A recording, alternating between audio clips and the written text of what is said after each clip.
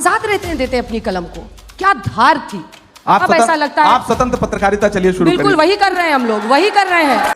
दोस्तों, इमरान प्रतापगढ़ी ने अंजना ओम को भरी सभा में बेइज्जत कर दिया। सिस्टम जुल्म करता है, इन दिनों थोड़ा बढ़ गया है, आप लोगों ने दिखाना कम कर दिया है, तो हमें और जोर से कि जब तारीख लिखी जाएगी, जब इतिहास लिखा जाएगा, जब तारीख लिखी जाएगी, कैसा हश्र तुम्हारा होगा, इंकलाब का नारा होगा। दोस्तों, इमरान प्रतापगढ़ी की शायरी से अंजना ओम को इतनी मिर्ची लगी कि वो भी शायरी से की बातों से ही जवाब देने की कोशिश की, लेकिन अफसोस इमरान गढ़ी ने और ज्यादा ही उनको जलील कर दिया। नहीं, मैं आपकी कविता बाद में माटी सुनूं। का वृक्ष नहीं जिसको नदियों ने सींचा है, बंजर माटी में पलकर मैंने मृत्यु से जीवन खींचा है। फसाने में था ही नहीं, वो बात इन साहब को बड़ा नागवार गुजरी है। अब बैठे भी हमारे मंच पे है, कोई पेशाब छोड़ेंगे किसी के लिए? कर क्या रहे जीवन में? पत्रकारिता की पढ़ाई की, लेकिन छोड़ दिया, पेशा नहीं बनाया उसको। करते तो वो भी अच्छा करते। मैं तो कोशिश करूंगा कि राहुल जी भी सुना। अब आडवाणी जी का क्रेडिट मत लेने लगिएगा। हम किसी की क्रेडिट नहीं ले रहे हैं, उसकी क्रेडिट हम आपको दे रहे हैं। तो दोस्तों, स्वागत है एक नई वीडियो में। इसी वीडियो में इमरान प्रतापगढ़ी ने अंजना ओम और भाजपा को पूरी तरीके से एक्सपोज कर दिया है और अपनी शायरी से आधुनिक भारत की दुर्दशा को भी सुनाया है। दोस्तों, वीडियो का एंड मिस मत करना, क्योंकि मेन एंजॉयमेंट वीडियो के एंड में ही है। तो दोस्तों, देर न करते हुए वीडियो को करते हैं स्टार्ट। पिक्चर चालू करो बे। अच्छा, एक बात बताइए, आप लोगों ने आग और पानी को एक साथ देखा है? स्टेज पे देखिए, आग और पानी आपको एक साथ दिखाई देंगे। ये एक्चुअली फैसला नहीं कर पा रहे हैं कि आग कौन है और पानी कौन ये है। आप पर छोड़ते हैं, अंत में पूछेंगे कि कौन किसे आग मानता है, किसे पानी। लेकिन पहला प्रश्न यही है कि इमरान जी, अगर मैं सही हूं तो आपके पिता चाहते थे आप डॉक्टर बने। हाँ बिल्कुल, वो चाहते थे कि डॉक्टर बनूं, और जब मैं शायरी की राह पर निकला तो उन्हें लगा कि लड़का खराब हो गया। और देखिए, लिटरेचर में इन्होंने इलाहाबाद यूनिवर्सिटी से पढ़ाई की, शायरी को पेशा चुना और फिर अब सियासत का हिस्सा बन गए हैं। हाँ। मतलब कोई पेशा आप छोड़ेंगे किसी के लिए? कर क्या रहे जीवन में आप? पत्रकारिता की पढ़ाई की, लेकिन छोड़ दिया, पेशा नहीं बनाया उसको। करते तो वो भी अच्छा करते। गजब बेइज्जती है।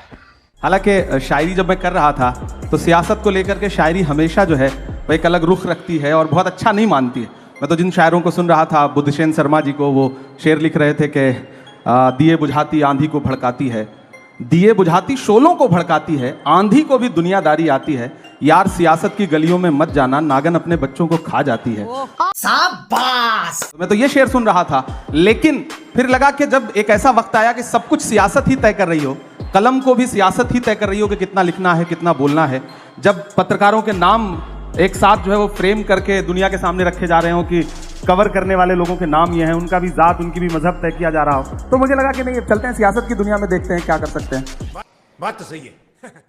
जी, क्या बात है। हमें लोगों के पास जाने के लिए एक तो मंच है, दूसरा वो वाला प्रपंच है, तो उससे निपटना ही है। तो आप कैसे पार पा सकते हैं? वो जिसका जिक्र फसाने में था ही नहीं, वो बात इन साहब को बड़ा नागवार गुजरी है। अब बैठे भी हमारे मंच पे है, बताइए, यही सुंदरता है। ये नया भारत है, ये घर में घुस के मारता है। गजब बेइज्जती है। यहाँ पे बैठे हैं, मंच हमारा है, और फिर भी शिकायत कर रहे हैं कि हम इनको दिखाते नहीं हैं। शिकायत नहीं कर रहा हूँ, हम लोगों के बीच में बहुत सामान्य बातचीत हो रही है, तो आपको सामान्य तरीके से ही मैं बात कह रहा हूँ। मैं जब मीडिया की बात करूं तो देखिए, मैं कलम का आदमी हूं, तो जाहिर सी बात है मेरी शिकायत भी अपने परिवार के लोगों से ज्यादा होगी। साहित्यकार हमारी भी तो शिकायत है, आजाद देते अपनी कलम को, क्या धार थी। अब ऐसा लगता है आप स्वतंत्र पत्रकारिता चलिए शुरू करें। अभी मजा आएगा ना भिड़ो। बिल्कुल वही कर रहे हैं, हम लोग वही कर रहे हैं, और इसीलिए आप भी मजबूर होते हैं इस मंच पर आने के लिए। देखिए, आप भी मजबूर होते हैं, क्योंकि आज तक जैसा मंच है नहीं। इमरान प्रतापगढ़ी जी, आप भी जानते हैं, आज तक जैसा मंच है नहीं। मैं महाराष्ट्र गई, शरद पवार से लेकर नाना पटोले ने मुझे इंटरव्यू दिया। क्यों दिया? क्योंकि उनको पता है कि हमारी क्रेडिबिलिटी और सर्वश्रेष्ठता पूरी दुनिया में धमक रखती है, और वो किसी एक व्यक्ति के बोलने से ना तो ऊपर चढ़ती है ना गिरती है। कुछ चीजें स्थायी होती हैं। तभी आप भी आए हैं, आपके कुछ प्रशंसक आगे की कतारों में बैठे हैं, वो भी इसीलिए आए हैं क्योंकि उनको पता है कि यहाँ पर से जो हम वीडियो एडिट कर करके डालेंगे वो वायरल होगा। अंजना जी देखिए, तुम्हारी बज़्म के बाहर भी एक दुनिया है, मेरे हुजूर बड़ा जुर्म है ये बेखबरी। आज तक बहुत अच्छा संस्थान है, मैं किसी एक संस्थान को क्रिटिसाइज नहीं कर रहा हूँ। बाकियों का भड़ास यहाँ मत हम निकालिए। यहाँ अगर आए हैं ना तो आपने हमें बुलाया है, हम तब आए हैं। बिल्कुल सही पकड़े हैं। हमारे हम मेहमान हैं आप। हमने कितने खास बुलाया सांचों में आपको। ढल के आए हैं, कितने सांचों में ढल के आए हैं, ख्वाब की तरह पल के आए हैं। तुम सिफारिश से जहां पहुंचे हो, हम वहां खुद ही चल के आए हैं। क्या बात है सर, क्या बात है सर।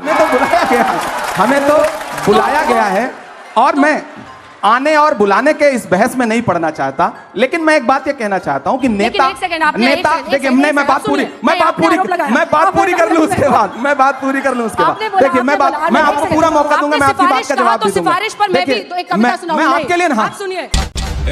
बोलने दे, तकलीफ हुआ है बेचारे को। बोल नहीं, मैं आपकी मैं कविता उस बाद में माटी का सुनूं। वृक्ष नहीं जिसको नदियों ने सींचा है। अच्छा है बंजर माटी में पलकर मैंने मृत्यु से जीवन खींचा है। गजब बेइज्जती है।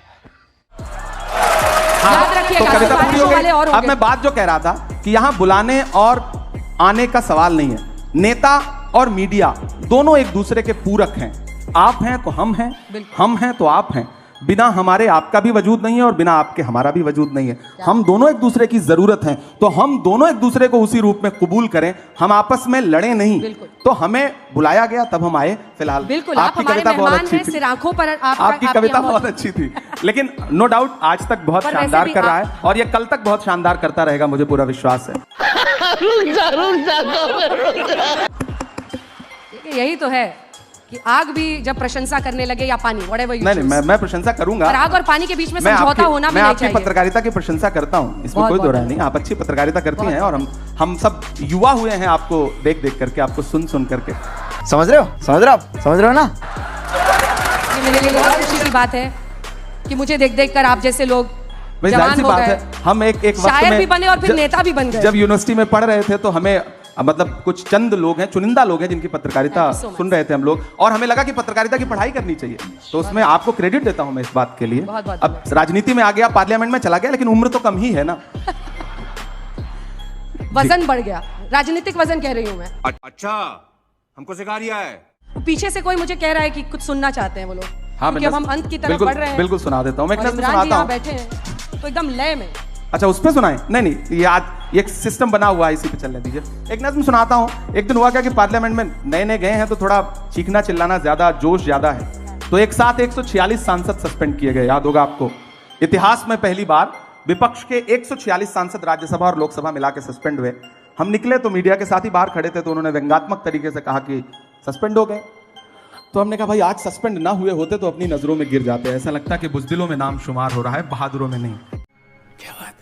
तो बोले आप शायर हैं, शायरी की भाषा में बताइए। तो एक नज्म कही मैंने वहीं पर कि जख्म पर जख्म खा के निकले हैं। ये संगीत वाले भी जो साथी बैठे हैं, मुझे उनका भी साथ मिले कि जख्म पर जख्म खा के निकले हैं, हाँ मगर मुस्कुरा के निकले हैं। सर झुकाने का हुक्म जब आया, सर झुकाने का हुक्म जब आया, और भी सर उठा के निकले हैं, और भी सर उठा के निकले हैं। और सस्पेंड होके आए थे तो गुस्सा था, तब ये शेर पढ़ा कि हर सितम का जवाब आएगा, देखना इंकलाब आएगा। कल आ ही गया ना कि हर सितम का जवाब आएगा, देखना इंकलाब आएगा। अच्छे दिन का किए थे जो वादा, उनका दिन भी खराब आएगा, उनका दिन भी खराब आएगा। हम तो निकले हैं मुस्कुराते हुए, हम तो निकले हैं मुस्कुराते हुए, और वो तिल मिला के निकले हैं, और भी सर उठा के निकले हैं। बैंड बज गया।